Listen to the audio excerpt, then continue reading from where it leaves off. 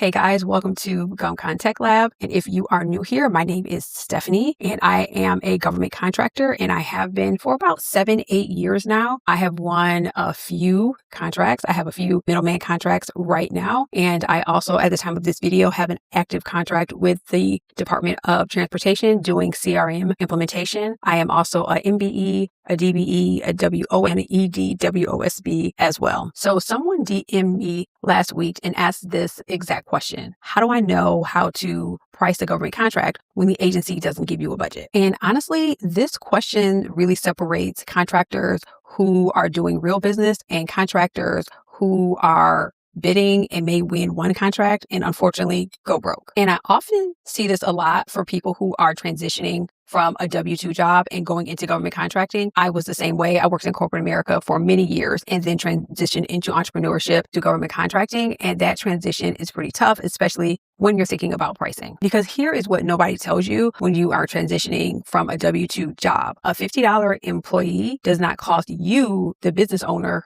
$50 an hour. It's not even close. And when you're thinking about pricing and thinking about submitting your pricing to the government along with your proposal, these things are really important. So today I'm going to show you how to build a fully burdened hourly rate from scratch, line by line, no fluff, just real numbers and real math. And by the end of this video, you will understand why most contractors are pretty much working for the government for free. Let's get into these numbers. And real quick, before we get into the math and the calculations, if you are confused on whether you want to enter the government contracting space targeting federal, state, or local, I created a really quick quiz that will help give you some insight. The quiz is called the GovCon Pathway Assessment. You can see it right here on the screen. Like I said, it's a really quick way to give you some clarity of whether you should pursue federal, state, or local, or both. And it'll even give you some information if you have some gaps you may need to fill. It'll give you some suggestions as well. I'll make sure I put a link to that in the comments below. But the URL for this particular quiz is quiz.govcontechlab.com. Now let's get back to the pricing. So one of the things I just want to address really quickly is, why doesn't the agency just tell you their budget or tell you what you charge? Well, there's 3 reasons for this. Number one, they're not really required to. Most agencies aren't really going to give you a ceiling of their budget. I may have seen this maybe once or twice on the local contract side. I've never really seen this on the federal side because they really don't have to. Number 2, they want competitive pricing. So for example, if it was just, let's just say they're looking for a cybersecurity analyst, let's just say that was a contract, and they said our budget is $80 an hour for the cybersecurity analyst. How much do you think everyone's proposal would be? Around $80 an hour. And so that's not super competitive. So that's another reason why they don't tell you their budget. And number 3, which I think is the most important, is that they expect you, the business owner, to know your costs, to know how to price, right? You are the expert, so you should know what it would cost to get the job done. So my advice to you is to stop waiting for the government to tell you their budget or tell you what to charge. The price should come from you and your cost, not the government's budget. So now let me show you what happens when you start to price like a W-2 employee. Again, let me raise my hand here. I have been there. But let me show you how this works. Let's say you had a job and you make $50 an hour. So you may think, okay, I make $50 an hour. You think I'll charge the government $55 an hour and then I'll pocket the difference, which will be that extra $5. Sounds reasonable, right? But wrong. Here's the problem. When you're a W-2 employee, your employer is paying for your Social Security tax, your Medicare tax, your unemployment tax,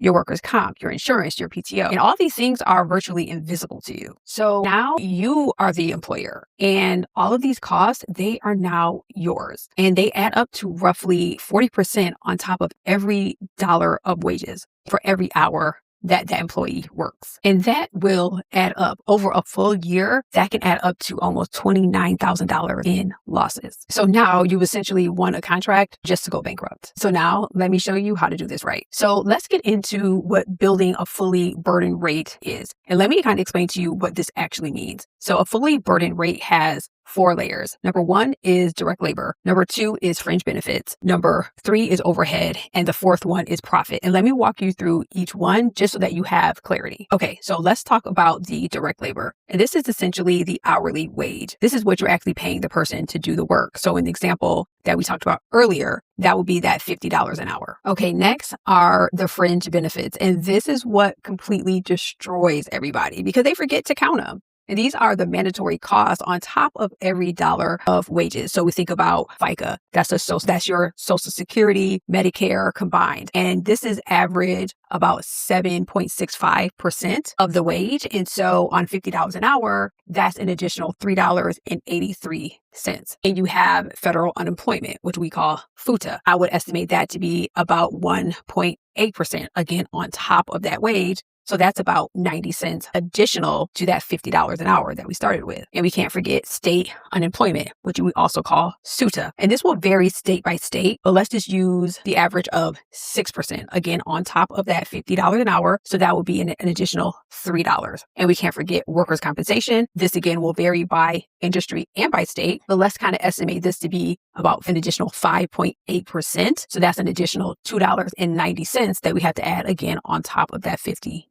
And then we can't forget benefits, right? We have health insurance. So in this example, let's use about 4%, and that'll be an additional $2 on top of that $50. And of course, we have vacation and holidays. That's a big one. We can't forget about that. So that'll be about 8.3%. So we need to add on an additional $4.15 and sick pay, right? Can't forget about that. That'll be about 3%. So that's an additional $1.50. You see how these costs are adding up? And people just don't think about that when they're thinking about pricing when they're bringing on an employee. And that's why they get tripped up on how much they should charge the government. And also, I'm not even done yet, guys. We can't forget about your business insurance. This will vary as well, right? Depending on what type of business that you have. But general liability, professional insurance, depending, if you're in construction, you may have different types of insurance you may need. And you have to look at the contract and see what it requires as well. But for this example, let's just assume this is an additional 3.5%. And so that's going to cost an additional $1.75. So that's a lot. I think you can see now why sometimes people get confused on what you need to add in order to really get that fully burden rate. So now if we just kind of do the math of just everything we talked about just now, that $50 base that we talked about for that employee, your total direct cost right now is over $70. So again, that $50 employee will cost you over $70. And that's before you even paid rent. If you do have rent, right? Not everybody does, but before you pay rent, before you pay your accountant, before you buy a single piece of software. Okay, so let's move on to overhead. So for overhead, which a lot of people call G&A, which stands for general administrative, these are the costs to actually run your business that are not actually tied to one specific contract. So again, let's think about rent, accounting, legal,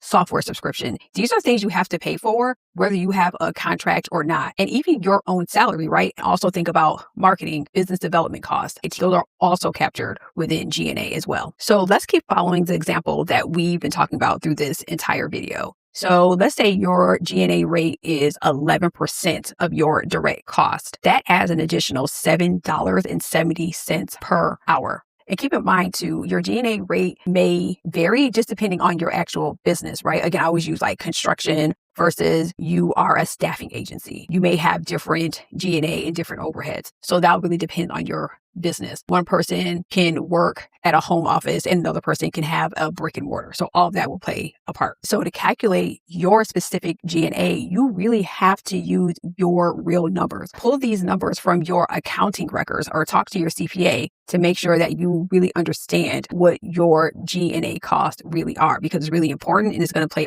a vital role into you nailing the pricing. So now let's think about this math and let's do this math again. Now we're at $77.73 per hour. Remember, we started at $50 and then we added up everything that we had to factor in to get this fully burden rate. Now we're at $77.73. And guess what? We still have not added in profit. So yes, let's get to the most important part, and that is a profit. The government knows that you are a business and you have to make money. It's in the FAR on the federal side. So this is expected. So you have to make sure you add this into your pricing as well. Typical profit margins for GovCon businesses can run about 7 to 15%. And this really depends on the contract type and the type of risk. So for this example, let's use 10%. And then that will add on additional $7.77 per hour. So now that brings our fully burdened rate to over $85 an hour. Let's take a look at this in our calculator. Okay, let's walk through our fully burdened rate calculator. And if you are interested in getting this calculator, leave a comment below that says, I need this calculator, and I will send you the link and you can get it for free. Okay, so let's take a look. As you can see, we started at $50 an hour, but all of these costs add up and they add up really quickly. You see our layer 2, the fringe benefits, and then we see the total fringe, and we also see the profit, which is super important too. And that leaves us at $85.50. So you see how quickly we came from $50 into $85. And then using this calculator, you can also make adjustments. So let's say you are hiring a slightly higher employee, and let's say it's $95.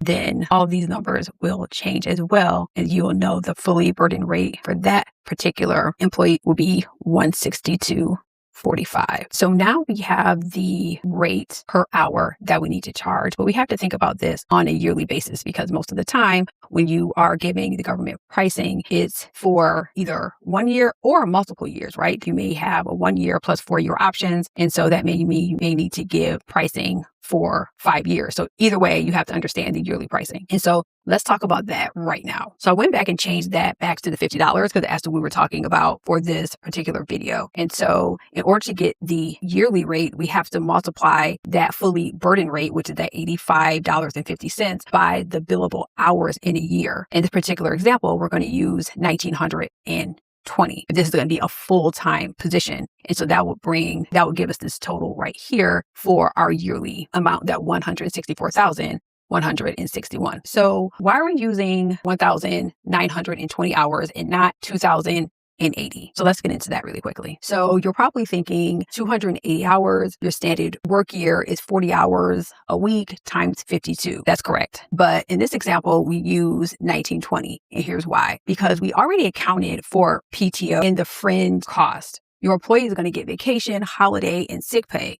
And that's roughly around 160 hours when you're paying them, but you're not billing the government. So some companies use, for this example, they may use 1,880 hours for the whole billable hours for the entire year. Some may use 2,080 hours, and you can account for PTO different. The key here is that you don't double count and that you stay consistent. As long as you keep that in mind, you can adjust the billable hours for the year as you see fit. Just make sure you don't double count. So again, guys, if you want that calculator, leave me a message below and I'll make sure I send it to you, because I know when I was starting out, pricing was the hardest thing for me to wrap my mind around, especially coming from a W-2 job. So one thing that I really do want to mention is that this fully burdened rate is really for professional services like consulting, engineering, admin support, program manager, cybersecurity, things like that. So if you're doing things like janitorial, landscaping, maybe even construction, facilities maintenance, your pricing model may look a little bit different because you may have to factor in things like material, equipment, supplies, route logistics, things that I didn't account for in this particular example. But the principles are really still the same. You still have to understand all of your costs and build in that profit and make sure you're not guessing, because again, it's really simple math, but you really have to sit down and really think about everything that goes into running your business and bake that in to your pricing. Okay, so let's review and start from the initial question. How do I determine my pricing when the agency doesn't give me a budget? Step 1, start from the bottom up. Start with the wage, stack on your real cost, add your overhead, add your profit, and that's how you'll get your fully burdened rate. Step 2, you want to validate your pricing against the market. And you can do this by looking at the GSA schedule. You can find this online and look at similar labor categories. So if your contract calls for cybersecurity, for example, pull other GSA schedules and see what other companies are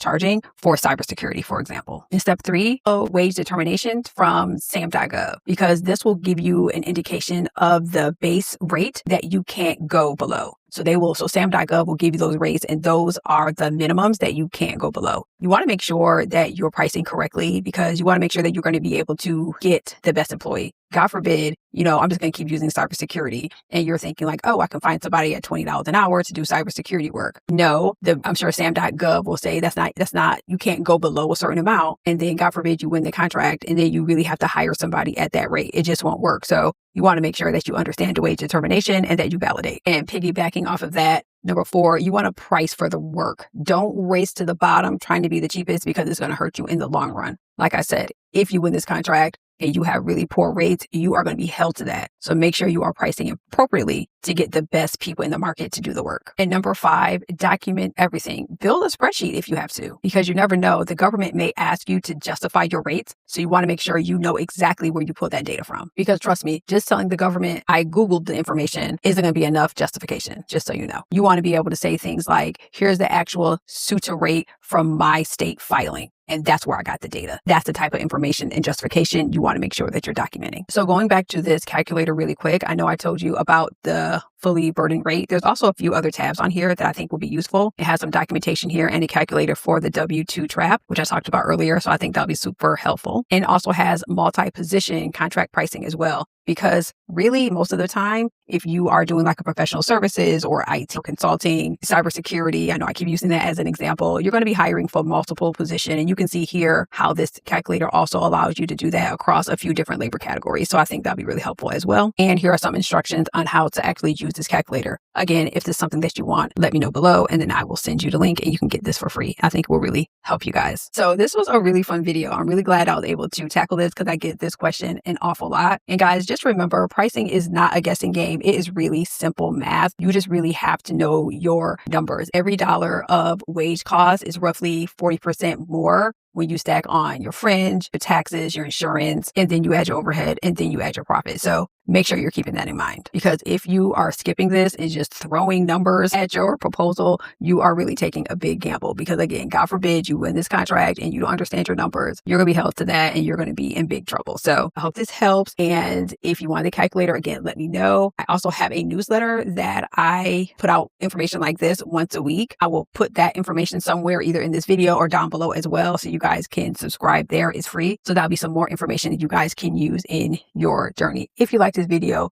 please be sure to like and subscribe. I'll be coming out with more videos. And again, at GovCon Tech Lab, we're really all about making things easier for people who are entering government contracting to understand and really stop wasting time. I know there is a ton of information about government contracting online. It was when I started. There's even more now, and it can be very noisy in this space. So I'm really about making sure we're cutting through the chatter of all these things that people are saying. No fluff, no gimmicks, just really making sure everything is super simplistic and giving you guys the tools to really stop wasting your time and not going after opportunities that you will not win, making sure you understand how to read contracts. So that way you can make these decisions faster and really move on and go after things that you really have a good chance of actually winning. So that's what GovCon Tab is about.